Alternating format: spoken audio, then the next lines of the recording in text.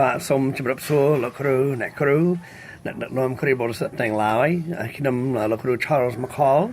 ហើយយើងកំពុងសិក្សាព្រះបន្ទូលរបស់ព្រះអង្គនៅក្នុងគម្ពីរធីម៉ូថេខ្សែទី1ចំពោះទី1ហើយថ្ងៃនេះយើងនឹងសិក្សាអំពីខទី3ខ្ញុំបានផ្ដាំអ្នកដល់ពេលខ្ញុំចេញដំណើរទៅស្រុកម៉ាសេដូនរកហើយចូលស្នាក់នៅក្រុងអេផេសូនេះដើម្បីហាម5អ្នកខ្លះកុំឲ្យបង្រៀនកូឡាទីណាផ្សេងទៀតឡើយបើចង់និយាយក្នុងអរពេល 4-5 នាទីនេះអំពីកូឡាទីលោកពោលថាគុំអនុញ្ញាតឲ្យគេបង្រៀនកូឡាទីផ្សេងពីកូឡាទីដែលយើងជឿផ្សេងពីកូឡាទីដែលខ្ញុំធ្លាប់បង្រៀនអ្នកដូច្នេះយើងឃើញប្រវត្តិសាស្ត្រហើយធ្លាប់របស់លោកប៉លគឺចាក់គ្រឹះមូលដ្ឋាន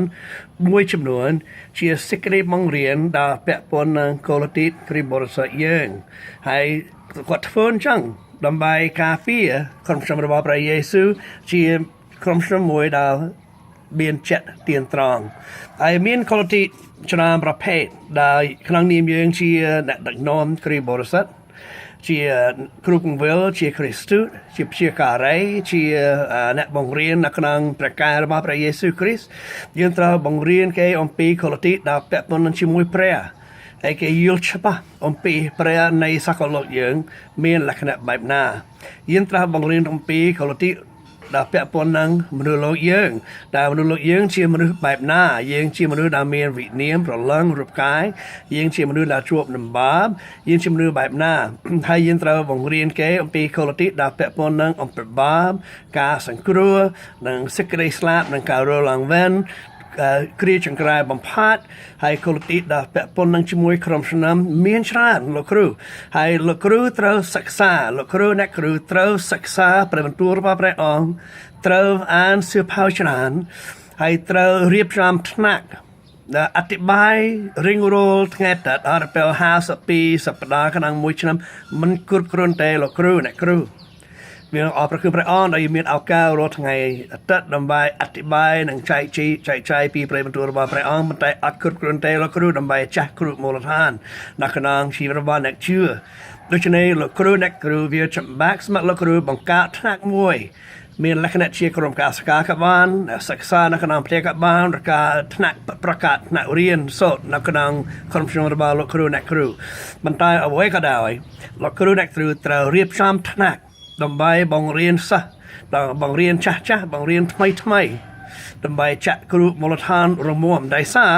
មានគ្រីស្ទខ្លាំងខ្លាយច្រើននៅស្រុកខ្មែរយើងមានជាការីខ្លាំងខ្លាយច្រើននៅស្រុកខ្មែរយើងហើយមានគ្រូបង្រៀនអ្នកកងវិលខ្លាំងខ្លាយសាសនាកុសកនច្រើនមានសាសនាកូរ៉េមួយទៅខាងលើអង្គការរកាតផ្ទះទៅក្រុមជំនុំដើម្បីរកគ្រីបរិស័ទតែសួរគេតើលោកអ្នកទទួលពិធីឈ្មោះទឹកក្នុងនាមគ្រូកងវិលរបស់យើងហើយនៅ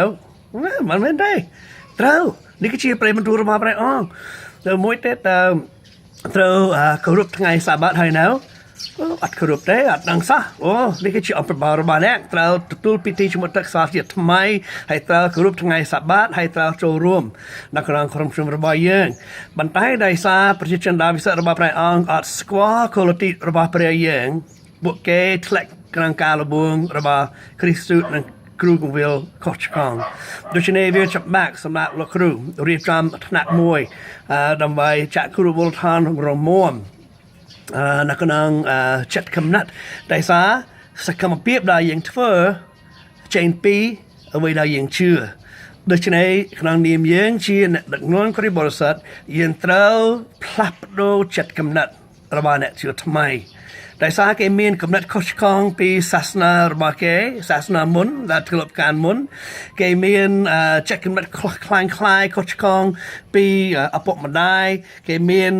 មើលក្នុងទូរទស្សន៍ដែលអ្វីដែលខ្លះពីលោកគេបាទមានកំណត់មានចំនួនខុសឆ្គងដូច្នេះក្នុងនាមយើងជាអ្នកដែលជួយនាំគេតាមផ្លូវរបស់ព្រះដើម្បីស្គាល់សេចក្តីពិតមួយចំនួនដែលមកពីព្រះនៃសកលលោកទាំងមូលហើយចាក់គ្រូមូលដ្ឋាន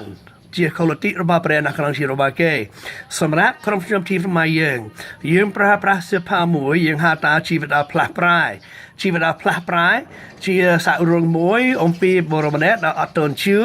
ហើយយើងអានពី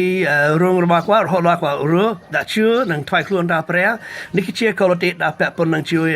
ព្រះជាម្ចាស់មនុស្សលោកយើងនឹងអំពើបាបនឹងទទួលការសង្គ្រោះយើងមានសភាមួយទៀតយ៉ាងថាជីវិតជាសាវកដើម្បីចាក់គ្រឹះមូលដ្ឋានជាសេចក្តីពិតមួយចំនួនដ៏សំខាន់